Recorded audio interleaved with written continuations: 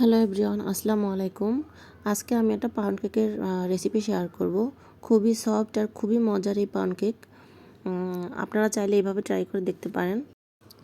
অনেক আপুরাই আছেন খুব ভালো কেক বানাতে পারেন। আমি অতটাও ভালো কেক বানাতে পারি না, কিন্তু আমি যেভাবেই করি আমি সেটাই আপনাদের সাথে সবসময়ই বলি, আমি সেটা একটু শেয়ার করার চেষ্টা করি। যেহেতু পেজ চালাই, আর পেজ চালাতে হলে তো কিছু না কিছু শেয়ার করতে হবে। যাই হোক, আমি এখানে দুটো ডিম নিয়েছি, তার মধ্যে 1 কাপের একটু কম চিনি দিয়েছি আর একটু সামান্য লবণ দিয়ে খুব ভালোভাবে বিটার দিয়ে বিট করে নিচ্ছি। পাউন্ড কেকে বিটার দিয়ে বিট না করলেও কোনো প্রবলেম নেই, হ্যান্ড হুইস্ক থাকলে সেটা দিয়েও বিট করে নিতে পারবেন। তারপর একটু ভ্যানিলা এসেন্স দিয়ে দিলাম, তারপর আবার একটু ভালোভাবে মিশিয়ে নেব।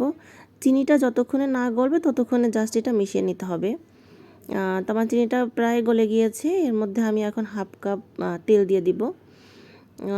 আমি মিষ্টিটা একটু পছন্দ কম করি, তাই হচ্ছে আমি চিনিটা 1 কাপের একটু কম দিয়েছি, কিন্তু এখানে আমি যে পাউন্ড কেকের পরিমাণ যতটুকু ময়দা দিব তাতে আপনার 1 কাপ চিনিটা দেয়া যেতে পারে।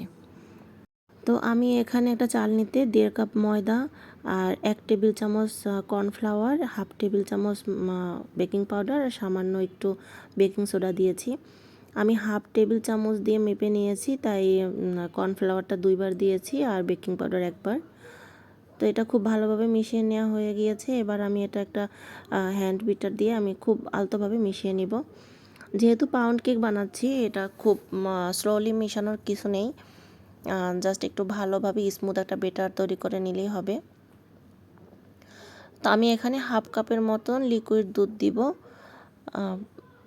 পাউন্ড কেকে আমি একটু লিকুইড দুধ দেওয়ার চেষ্টা করি, যেহেতু এখানে ডিমের পরিমাণটা কম থাকে। স্পঞ্জ কেকে দেখা যায় আমি দুধটা বেশি একটা ইউজ করি না।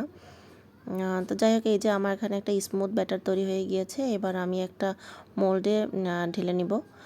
এখানে আমি একটা মোল্ড নিয়েছি পাউন্ড কেকের। মোল্ডের ভিতরে আমি আগে একটু তেল ব্রাশ করে তার ভিতরে একটু কাগজ কেটে দিয়ে দিয়েছি, যাতে এটা মোল্ড আউট করতে সুবিধা হয়। তো এই তো আমার ব্যাটারটা ঢেলে নিয়ে এবার জাস্ট একটু ড্যাপ ড্যাপ করে নেব, যাতে ভিতরে কোনো বাবলস না থাকে।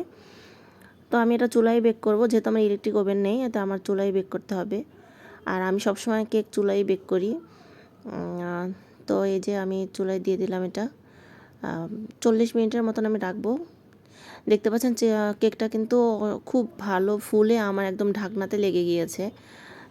কালারটা খুব দারুণ আসছে, আর এতটা সফট হয় এই কেকটা, এত মজার হয় খেতে। মানে আমার বাসার সবাই খুব পছন্দ করে।